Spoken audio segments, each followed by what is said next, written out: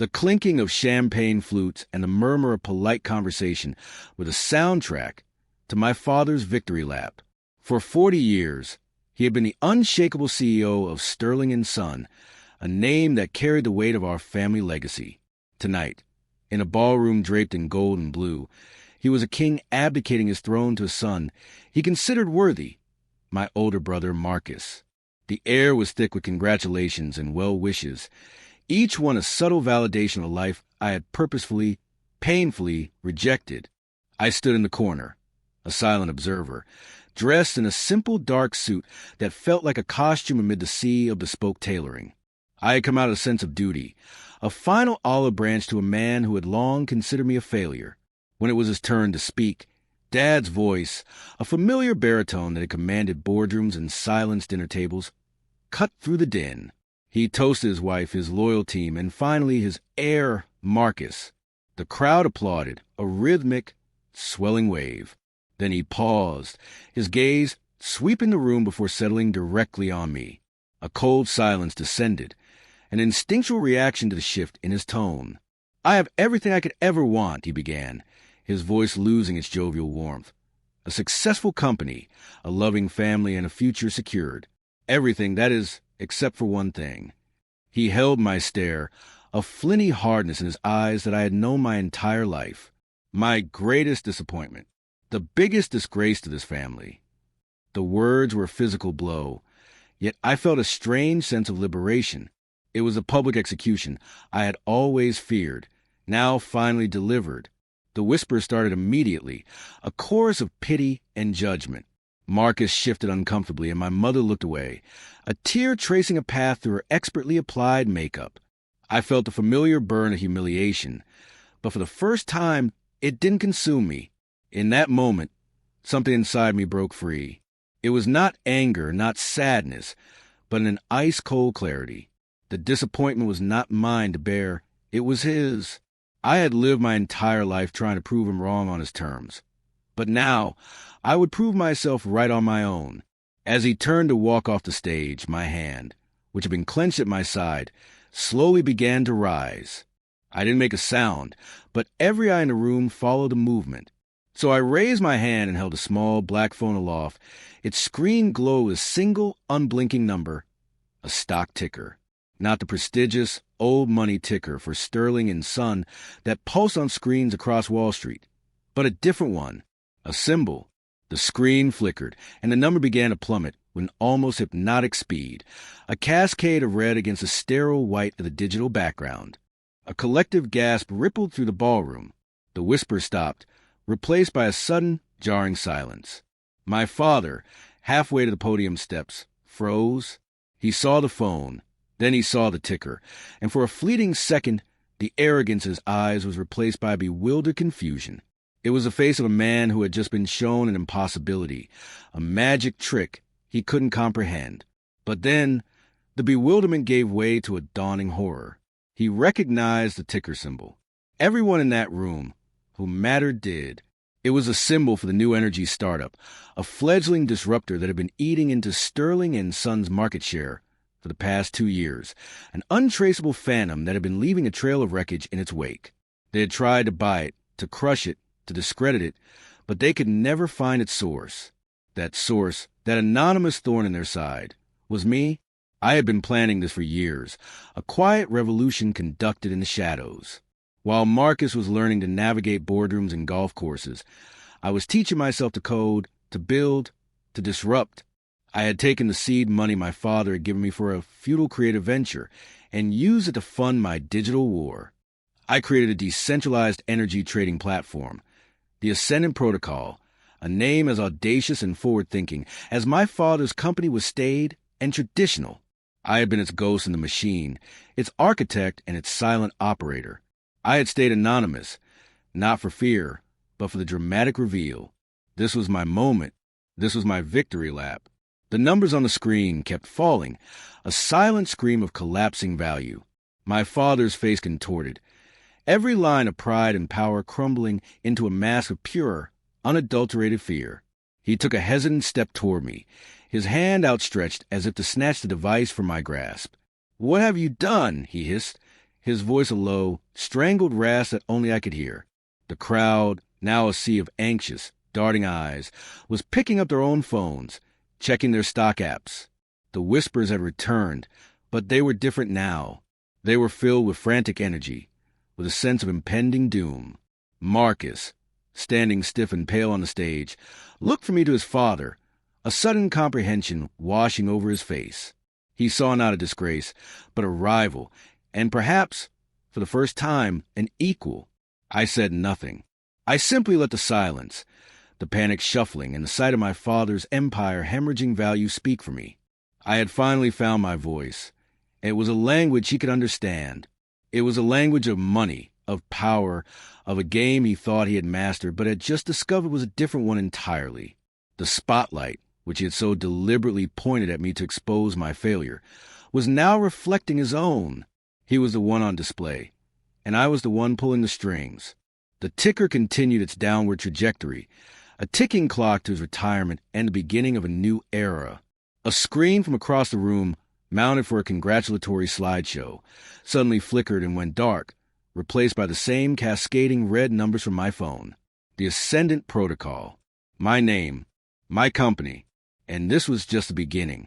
The look on his face, the dawning understanding of the scope of my betrayal, of the years I had spent building the tool that would dismantle his legacy, was a moment I would cherish forever. It was a look that said, "You broke my trust and you've broken my world." My father, the great, unshakable Sterling, was reduced to a caricature of himself. His cheeks, flushed with success just moments before, now drained to a pasty white. He looked like a man who had seen a ghost, but the ghost was real, a living, breathing testament to his own arrogance. Standing just a few feet away, he stumbled back, his hand falling to the table laden with canapes, rattling the crystal and causing a few miniature pastries to topple. A few of his most loyal executives rushed forward, a human shield trying to protect him from the very public collapse he was experiencing. One of them, a man named Thompson, who had worked for my father for 30 years, glanced from the falling stock price on the screen to me and then back to my father with a bewildered, panicked expression. It was a look of disbelief, of a world turned on its head. My mother finally broke her silence. She let out a small, strangled sob and hurried to my father's side, her delicate hands resting on his arm as if to anchor him. "Arthur," she whispered, her voice trembling. "Arthur, what is happening?" But my father didn't seem to hear her. His focus remained entirely on me, a venomous, bewildered gaze that I had never seen before. It was a look of pure hatred mixed with profound, terrifying recognition. He wasn't looking at his disgraceful son anymore. He was looking at his nemesis. I was the hydra he had tried to cut off, only to find that it had grown 100 new heads. The crowd, which had started as a circle of onlookers, was now a stampede of anxious investors, each on their phones, each watching their own portfolios get decimated. The celebratory music had been cut, leaving a profound humming silence, broken only by the frantic tapping of keyboards and the hushed, terrified whispers of men and women who had built their lives on the illusion of my father's unassailable power. The caterer's staff and even the live band stood frozen, unsure whether to continue or to flee. The air, once thick with champagne and success, now reeked of panic and betrayal. Marcus, my brother, finally descended from the stage. He moved slowly, his face a mask of shock and awe. He didn't come to comfort our father. He came to stand beside me. You're the ghost," he breathed, the name he and his father had given to their mysterious competitor. The words were not an accusation. They were a statement of fact, tinged with the respect I had never earned from him before. He had always been the golden boy, the anointed heir, but in this single devastating moment, he saw that the game was far larger than he had ever imagined, and he was nothing but a pawn. I finally spoke, my voice a quiet contrast of chaos. It was not a grand proclamation, not a victory speech. "I told you, Marcus," I said, my gaze never leaving my father's contorted face. "The future isn't built on legacy. It's built on disruption." My father heard me, his head snapping up. He took another step forward, a primal fury in his eyes. "You'll regret this," he snarled a low, guttural growl. "You will never work in this town again. I will see to it that you lose everything you have built." I smiled, a slow, genuine smile that reached my eyes. "That's the part you don't understand, Dad," I said, my voice still dangerously calm. "I have nothing to lose. I already did. You gave me that gift a long time ago. Everything I built on my own, and you don't get to take it away. Not anymore." My phone screen, still held aloft, showed the numbers plunging further. The screen on the wall flickered, and a single phrase appeared below the Ascendant Protocol ticker. "Acquisition complete. The future has arrived." The words were a final, brutal nail in the coffin of my father's career. The ballroom erupted in a frenzied mixture of panic, disbelief, and a grudging admiration that was directed entirely at me. My father, the king, was nothing more than a spectator to his own downfall, a statue of hubris and disbelief. It was a beautiful thing to witness. I had taken his words and turned them into my weapon. He called me a disgrace. I would raise a new legacy from the ashes of his. The flash from a journalist's camera, a single, blinding spark in the golden-lit room, was the only thing that broke the spell.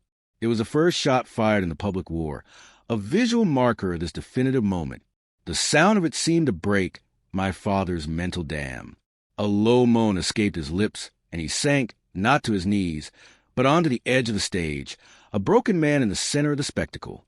My mother's hand shot to her mouth, her eyes wide with a horror that was a mirror image of his own. I stepped away from the table, my hand still holding the phone, its screen now a beacon of my victory. I walked slowly, deliberately, toward the nearest exit, a path that had been cleared by the stampede of investors and associates who had been desperately checking their phones, their faces a collage of disbelief and fear. It was no longer a party. It was awake, and I was the ghost who had come to haunt it. As I moved, I heard whispers from the remnants of the crowd, words that were once aimed at me as a failure, now redirected at my father. "He's finished." How could he not have seen this? Arthur Sterling, the man who built an empire, watched it crumble at his own retirement party.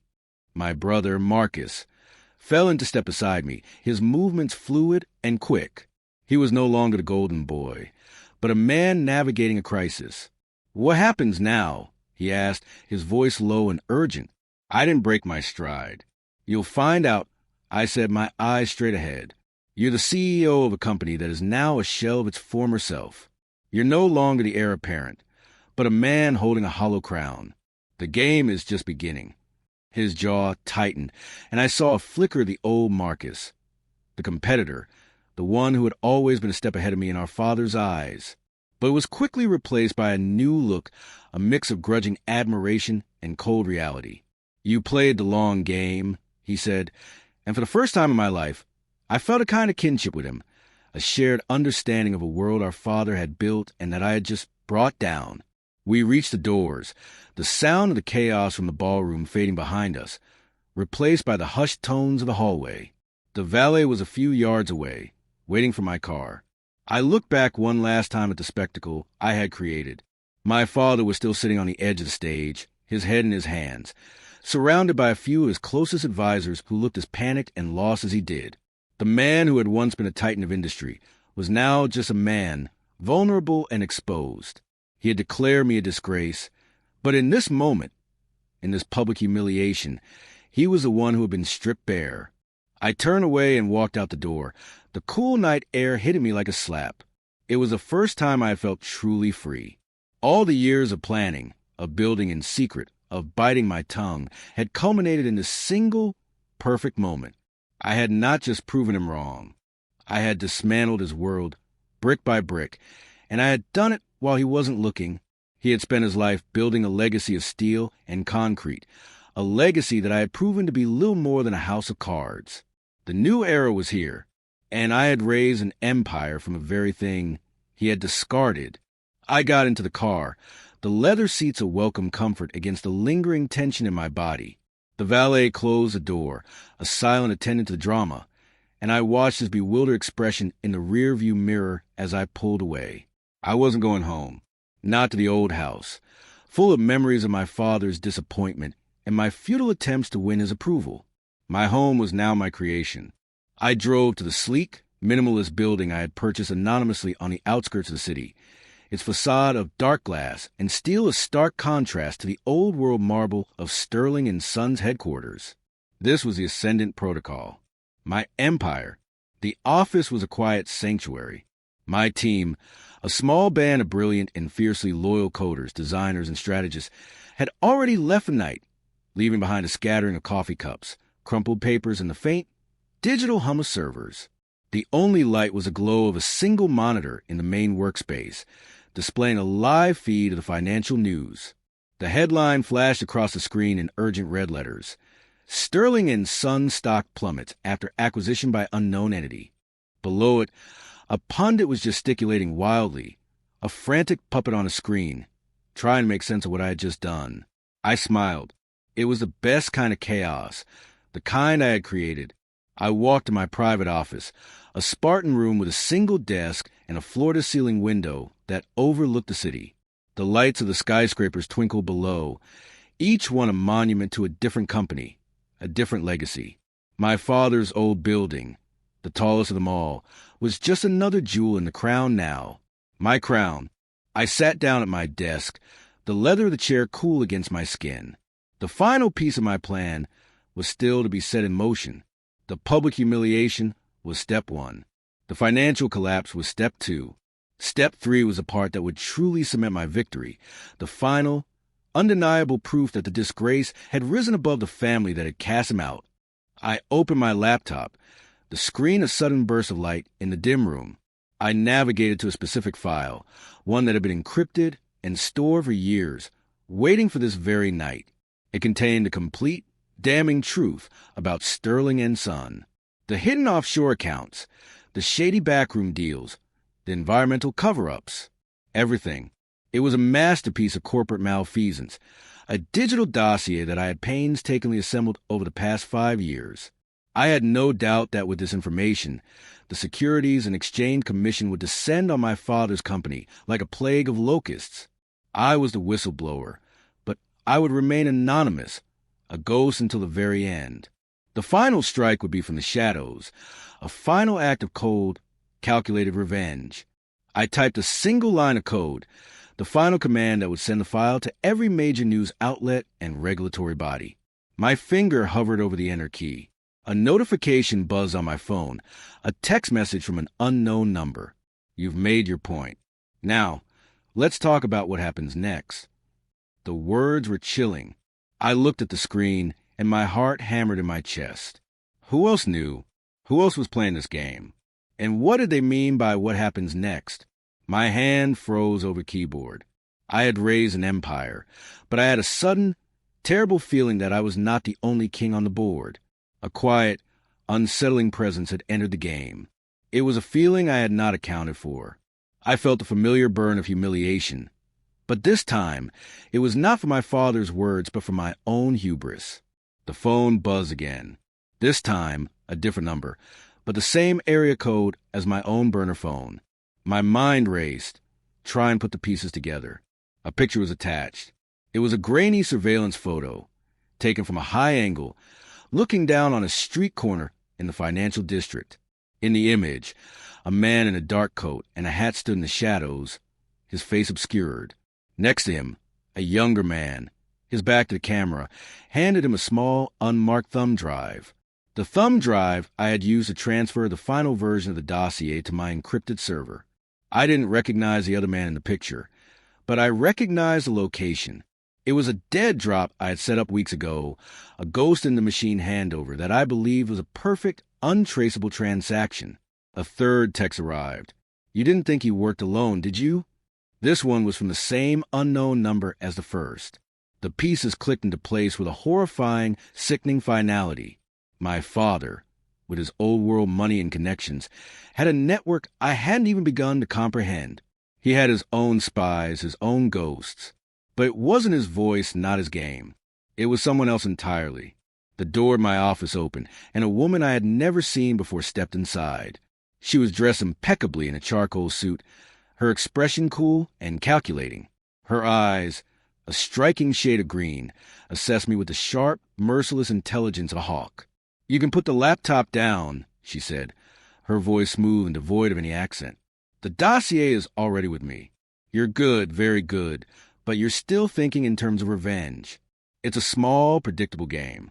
She walked to the window, gazing out at the city lights. Your father was an obstacle, a stubborn, antiquated fool who refused to evolve. He had to be removed. You, with your singular focus on his public humiliation, were the perfect tool for the job. You created the perfect storm, and in the chaos, I completed my own acquisition. The Ascendant Protocol is mine. I was speechless. All the years of planning, all the quiet vengeance, all the moments of triumph in that ballroom had been nothing more than a carefully orchestrated theatrical performance for an audience of one. My grand victory lap was a march of a pawn on a board I didn't even know I was playing on. She turned back to me, a faint, condescending smile on her lips. Your father called you a disgrace, but I see something else. I see a partner, a new kind of king. But you have to learn to play a bigger game. The game you just won, it was practice. Now, let's talk about what happens next. She extended a hand, and in her palm, I saw a new phone, sleeker and more advanced than my own, a symbol of my new master. I looked at the glowing screen of my laptop, the final line of code still waiting, a relic of a war that was already over. My finger, which had been so sure just a moment ago, now felt heavy and useless. The humiliation I had felt in the ballroom paled in comparison to this. I had been so proud, so certain of my victory. But the truth was, my father's disgrace was just the opening act. I had raised an empire, but in doing so, I had simply built it for someone else. And now, I had a choice, to become a true king or to remain a pawn. I looked at the woman's outstretched hand, at the promise of power in a new, more terrifying game. I took a deep breath, the taste of defeat, and a new kind of ambition in my mouth. I had raised my middle finger to my father's world, but now I had to decide if I would raise my hand in acceptance to a new one. The final, silent war had just begun.